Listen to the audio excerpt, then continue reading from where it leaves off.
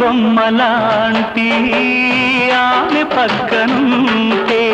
పగలే వెన్నెలనే కురిపిస్తా నీడలాగా నాతో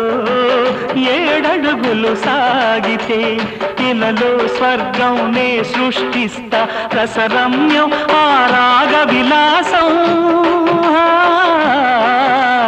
రసరమ్యం ఆ రాగ విలాసం వసివాడదు అది ఆ జన్మాంతం